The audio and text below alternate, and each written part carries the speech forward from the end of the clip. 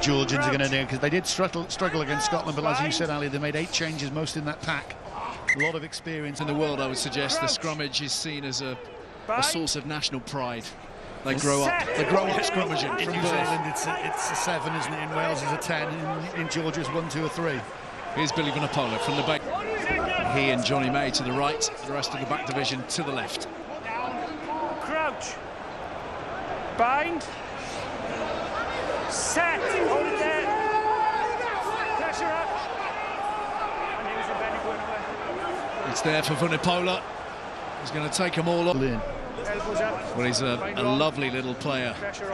Gela Aprasidze plays for Montpellier and is very lively, but that was a poor decision, and pressure does funny things to you. And his experience as well, he's 27th caps today, so it's quarter of a century of caps. Well, they'll be well used to the scenario. Some serious heavyweights on show in that Georgian front row. This, of course, the pack that roughed up England in a training session in Oxford a couple of seasons ago. England haven't forgotten it, but they're looking for payback here, and if they can get away from this without England scoring, I tell you, that's a massive tick in the box. Crouch. Bind. Set.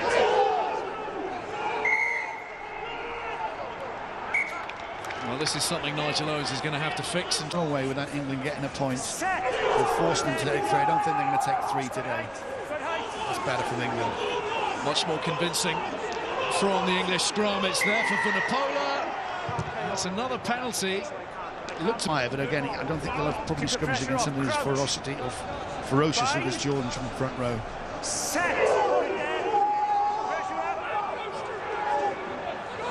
Again, England have the squeeze.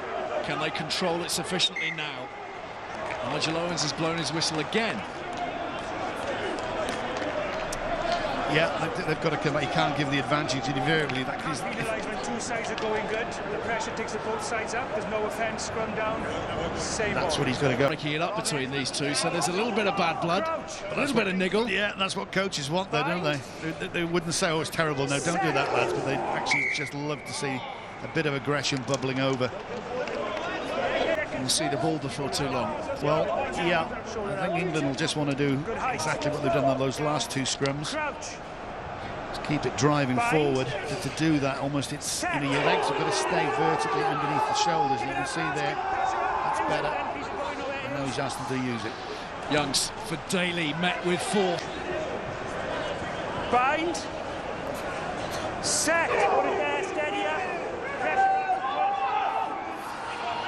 Georgia holding firm on their own feet. Gorgadze. Where to pop the ball, whether to go wide, whether to bring it back into the forwards. But yeah, very happy at the moment if I was one of those England coaches. Crouch.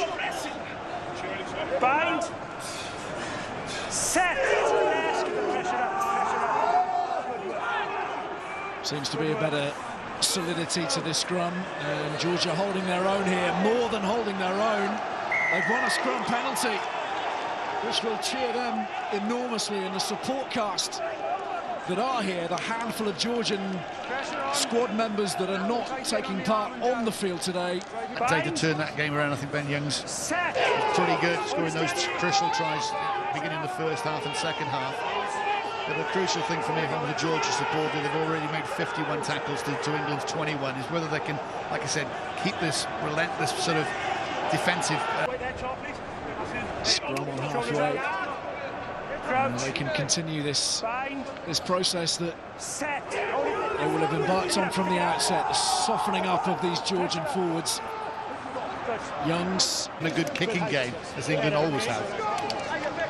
You see the replay, the outstanding work of Ollie Lawrence.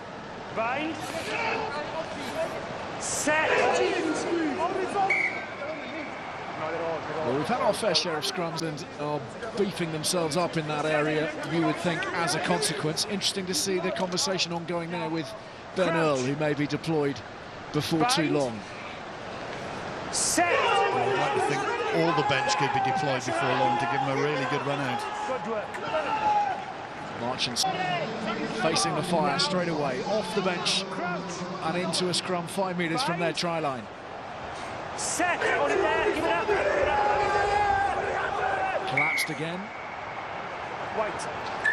Nigel Owens waiting for a little bit of assistance from the near side touchline from his... Farrell, the usual suspects. Farrell, Lawrence, Slade, his pace to burn all over the place, but it starts here.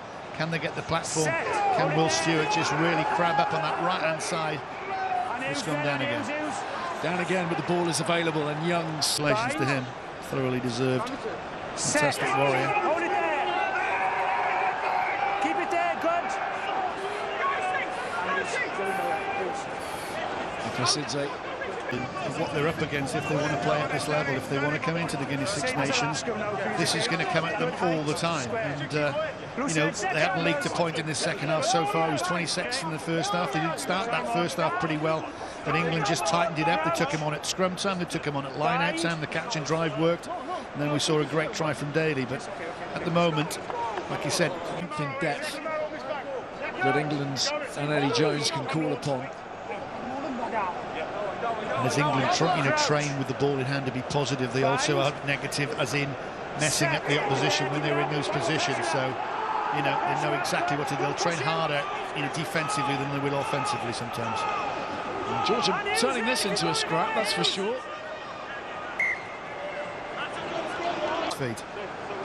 It's good for saving time, your plan, Barry. I like it. It doesn't stop the spectacle still being damaged in some degree with save some minutes, save some seconds by a bit of a change to the laws. Set. Hold it there. Keep it. Bind up. Drive square. And use it. Vunipola. Internationally, is one you have to be big.